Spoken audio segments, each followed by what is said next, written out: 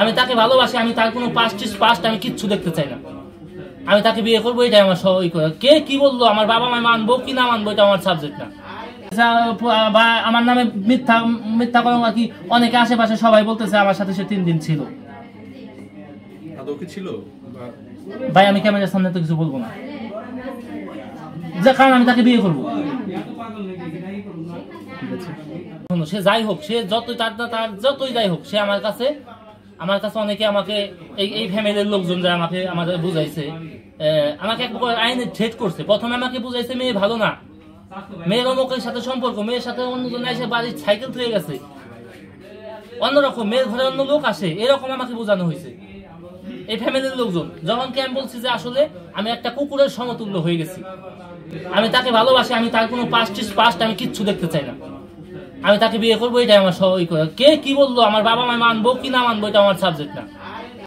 আমি তার জন্য সব ছাড়তে পারি, সব পুরো দুনিয়া ছাড়তে পারি আমি তার জন্য। আমার বয়স 27 বছর 28 বছর জানি, আর তার বয়স 21 বছর জানি। সে অস্বীকার করলেও সে আমাকে, আপনি তো মুরব্বী মানুষ, আপনি তো অবশ্যই বুঝতেছেন যে আমাদের আজকে কি আমার মান সম্মান যাবে না? হ্যাঁ, এটা লাইফ হইতেছে, এটা মান সম্মান যাবে। কোন সময় আমার জীবনের বাঁচা মরা প্রশ্ন, কোন সময় একটা ছেলে এই ধরনের সিদ্ধান্ত নিতে পারে?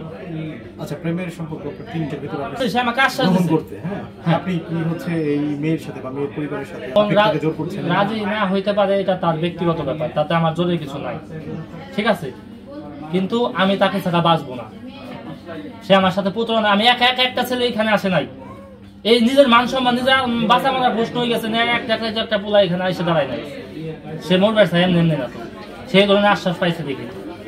আর তাকে বিয়ে না করতে পারলে আমি এত কিছু ক্যামেরার সামনে বলতে আমার নিজেকে, আমি সে যাই হোক তার চরিত্র কি আমি জানি না, আমার চরিত্র আছে, আমার মান সম্মান আছে, আমি তাকে বিয়ে না করলে নিজেকে ক্ষমা করতে পারবো না। এবং ভাস্তার নাম হলো রবিউল। ও বলছে যে কাকি আমার একটা মেয়েকে আমি পছন্দ করি। পরে আমি বলছি মেয়েটার বাড়ি কোথায়? ও বলছে যে কৌরি বাড়ি। আমি কই কৌরি বাড়ি, তাহলে যদি মেয়ে রাজি থাকে তাহলে আমরাই করি। পরে বলছে যে না, আমি নিয়ে আসুন আপনার কাছে আপনারা দেখানোর জন্য। পরে ও মেয়ে নিয়ে আমাদের বাড়িতে গেছিল। যাওয়ার পরে বিকাল, বৃষ্টির দিন ছিল সেদিন, রবিবারের দিন, বিকাল 4:30টার দিকে গেছে। সন্ধ্যার দিকে মেয়ে আসছে, আমাদের বাসায় থেকে চলে আসছে। খাওয়া দাওয়া হয়েছে, ছবি উঠাইছে, কথাবার্তা হয়েছে। ঘোরাঘুরি করে ওর ছেলে আমার কাছে বলছিল মালিক রেস্টুরেন্টে যায়, এখানে যায়, ওখানে যায়, মেয়েকে নিয়ে রেস্টুরেন্টে যায়, এখানে যায়। আর এই রুবুল ভাইয়ের যে বাসা, আমার বাসার পাশে রুবুল ভাইয়ের কাকার বাসা, ওখানে গেছে, আমি দেখছি, অনেকবার দেখছি, 2-3 বার বাসায় গেছে, আমি দেখছি, আমি নিজে সাক্ষী রেস্টুরেন্টে গেছে, এগুলো আমি জানি। এখন ছেলের কথা একটা, আমার ছেলে অনেক বুঝাইছি, ছেলে এখান থেকে লাভ যাইবো, ছেলে যদি মেরে না পায়, এটুকু আমি জানি।